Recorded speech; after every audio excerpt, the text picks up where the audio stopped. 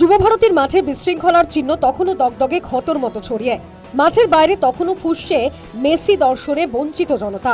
অভিজ্ঞ রাজনীতিকরা তখনই বুঝে গিয়েছিলেন মেসির অনুষ্ঠানে এরকম ডামাডোল সহজে গিলে ফেলা যাবে না। সেই মুহূর্ত থেকে তৃণমূলের ছোট বড় নেতারা টার্গেট করেন আয়োজক শতদ্রু দত্তকে।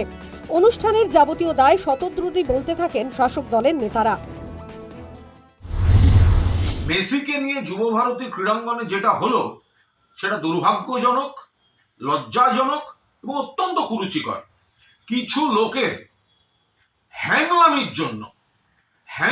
জন্য এরকম একটা লজ্জাজনক পরিস্থিতি কলকাতার উপর হলো। এই আয়োজকটা কে?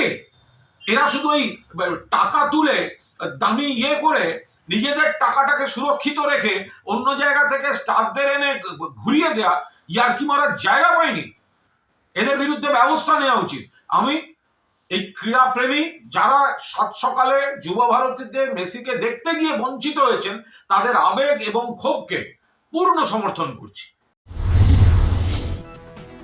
কয়েক ঘন্টার মধ্যেই গ্রেফতার হন শতদ্রু। বিধাননগর পুলিশ আয়োজকদের অনেককেই তলব করেন।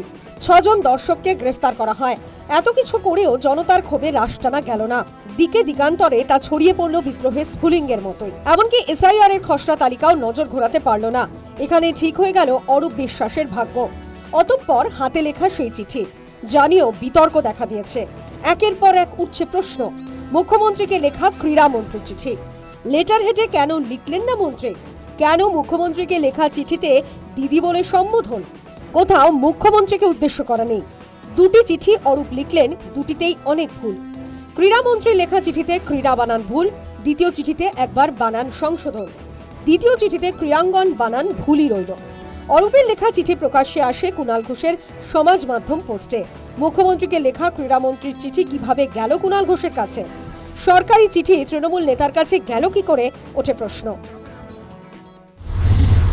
বাংলায় লিখতে গিয়ে পশ্চিমবঙ্গের ক্রীড়ামন্ত্রী ক্রীড়া বানান ভুল করেছেন, এটা অত্যন্ত স্বাভাবিক। সেই জন্য তো পশ্চিমবঙ্গের ক্রীড়ার এই অবস্থা। পশ্চিমবঙ্গে আর পদক আসছে না, কিছু আসছে। আর এরা যে বাঙালি অস্মিতার কথা বলে, বাংলা ভাষার তো যা লুণ্ঠন করার, সমস্ত সম্মান লুণ্ঠন করার কাজ তো এরাই করে নিচ্ছে।